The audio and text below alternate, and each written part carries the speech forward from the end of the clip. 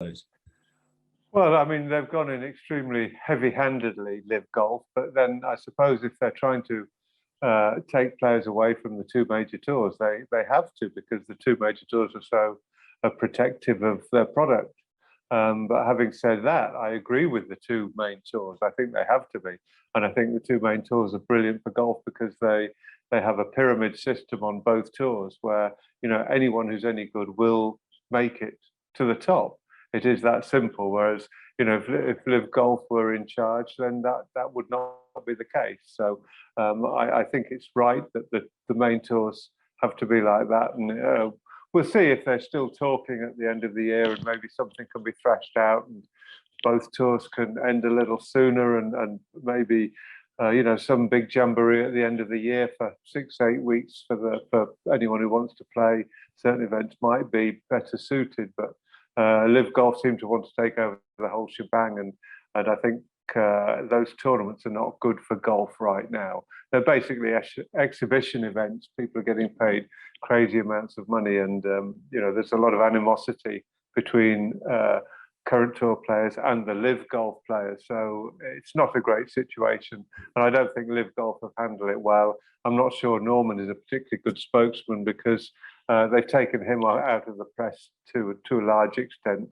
because he wasn't really voicing what Saudi wants someone to say. So, but equally, I think the pros from the tours who have signed up with LIV Golf have not exactly been eloquent in their defence of the LIV Golf Tour. So the whole thing, I think, is a little shambolic. But as I say, if you want to take golf by the scruff of the neck and make an impression onto the main tour players, then maybe this is the only way to try and do it. It makes a difference, but I mean, you know, if I would imagine right now they're weighing up his contracts, weighing up what he'll get for playing the LIV Golf Tour and what he'll get for playing around the world, and having all these contracts. And I mean, yeah, they might pay him. They would have to pay him, I would think, 100 million to play a LIV Golf Tour on. Compared to winning the Open and having all those contracts, maybe more. I don't know. I'm a bit out of touch with the big money game these days. But you know, that means you don't have to work for the rest of your life. Even at his age, you know, 100 million will go a long way.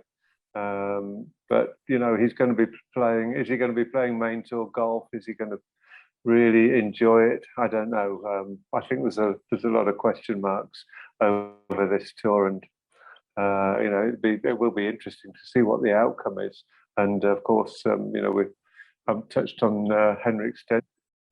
Well, I don't think it was so much Ryder Cup Europe making a decision.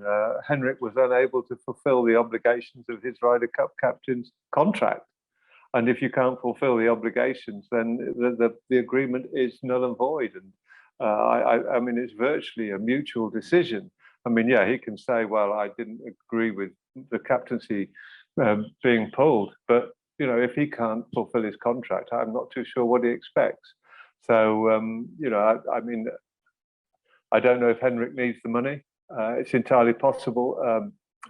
You hear rumours of a lot of tour players losing vast amounts of money with investments. I have no idea if he was one of those, but he'll be getting an awful lot of money for being Ryder Cup captain and stuff associated with that. So for him to jump to the LIV Tour means they're offering him a very, very nice wheelbarrow load of cash.